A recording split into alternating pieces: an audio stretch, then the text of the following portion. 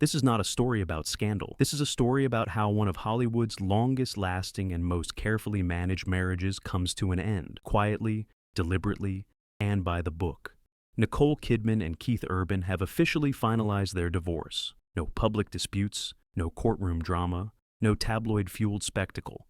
But the court filings reveal something far more intriguing: a meticulously structured agreement, decisions made well in advance, and a balance of authority that is rarely seen in celebrity separations. So, what does divorce look like when it involves two global superstars, nearly 20 years of marriage, and two teenage daughters? And why is this particular agreement drawing so much attention behind the scenes? Everything became official on Tuesday, January 6th. According to publicly available court records from the Davidson County Circuit Court in Tennessee, the divorce between Nicole Kidman and Keith Urban was formally approved and finalized. Judge Stephanie J. Williams signed off on the agreement, confirming that both parties had reached a comprehensive settlement. The documents cite irreconcilable differences as the reason for the divorce, a standard legal phrase, but one that sits on top of a very carefully constructed framework. And that's where the story starts to get interesting. This was not a rushed decision. Based on the timeline outlined in the filings, nearly every major element of the divorce had been agreed upon months before it became public. Why would a couple long viewed as one of the most stable in the entertainment industry have such a detailed exit plan in place? And what does that suggest about what was happening long before the announcement? At the center of the agreement are their daughters: Sunday Rose, 17, Faith Margaret, 15. According to the finalized parenting plan, both daughters will spend the majority of the year with their mother, specifically 306 days annually with Nicole. With Kidman, they will spend every other weekend with Keith Urban. On the surface, it sounds straightforward, but the precision of the arrangement reveals just how intentional this plan really is. Why 306 days? And why did the court approve the schedule without requesting any revisions? The parenting agreement includes a highly detailed holiday schedule, covering everything from Easter and Mother's Day to winter breaks and spring vacations. Easter and Mother's Day are spent with Nicole. Father's Day is spent with Keith. Winter holidays are divided by year. In odd-numbered years, the full winter vacation is spent with their mother. In even-numbered years, Keith Urban has parenting time until December 26, after which custody transitions back to Nicole. There is no ambiguity, no room for misinterpretation, no space for future conflict.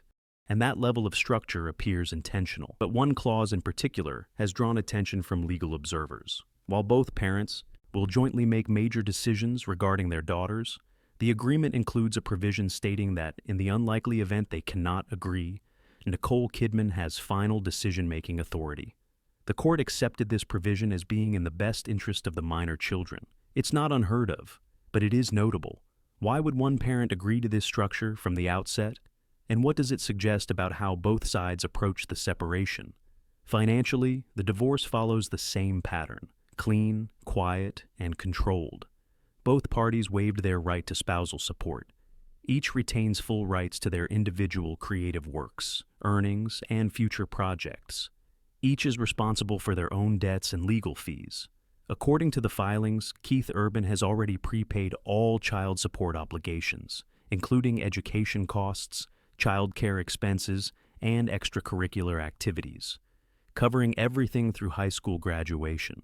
No ongoing monthlies, disputes, no renegotiations later on, just finality.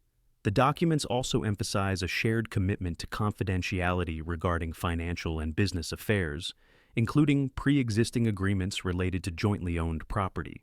But there's another layer to this story, one that helps explain how they reached this point with such precision. According to the divorce complaint filed in September, Nicole Kidman and Keith Urban had already been living separately in Nashville before the divorce was made public. The filing confirms that the separation was not sudden and that both parties had time to transition into independent living arrangements. This quiet separation appears to have laid the groundwork for everything that followed. No reactive decisions, no public escalation, just a methodical unwinding of a nearly 2-decade-long partnership. Nicole Kidman and Keith Urban first met over 20 years ago in Los Angeles. They married just over a year later near Sydney, Australia, and celebrated their 19th wedding anniversary in June 2025. From the outside, the marriage often appeared steady and private, a contrast to the volatility that surrounds many high-profile relationships. And that same restraint seems to define how it ended. Rather than focusing on conflict, the agreement reflects a shared priority: stability for their children and minimal disruption to their lives. It also reflects a broader shift in how high-profile divorces are being handled: less spectacle, more structure. This wasn't about winning, it was about closing a chapter cleanly. And yet, the precision of the agreement raises a bigger question. Is this the new model for celebrity separations, where everything is decided quietly long before the public ever finds out? Or does this level of planning suggest that the real story happened far earlier, away from cameras and headlines? That question leads directly into what comes next, not just for Nicole Kidman and Keith Urban, but for how modern Hollywood relationships are being redefined behind closed doors. I'll stop here. When you're ready, just write "continue," and I'll move into the final stretch, including the broader implications, public reaction, and what this divorce reveals about the future of celebrity family dynamics. What makes this separation stand out isn't what's being said publicly, it's what isn't. There have been no statements filled with emotion, no carefully worded social media posts, and no attempt to control the narrative beyond the legal filings themselves. That silence appears intentional. According to publicly available information, both Nicole Kidman and Keith Urban agreed to keep their financial and business affairs confidential, including existing agreements related to jointly owned real estate. Those arrangements are handled through private operating agreements rather than open court proceedings. In other words, the most complex parts of their shared life were resolved out of public view. For many observers, this raises an important point. This divorce wasn't just about ending a marriage. It was about protecting structure, privacy, and continuity, especially for their children. And that focus becomes even more apparent when looking at timing. Nicole Kidman filed for divorce on September 30th, just one day after news of the separation became public.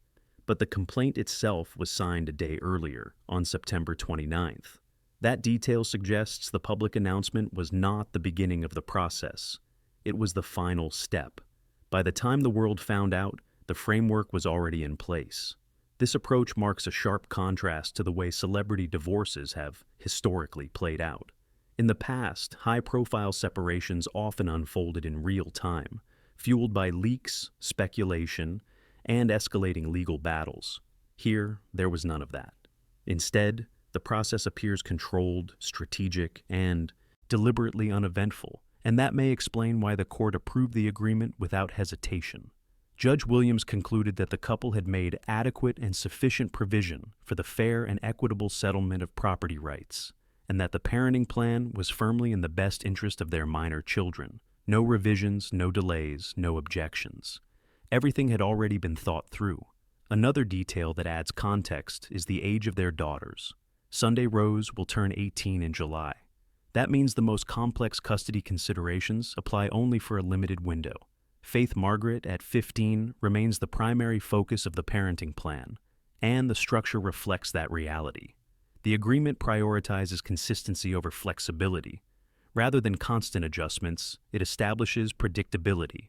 School schedules, holidays, extracurricular activities, all accounted for in advance.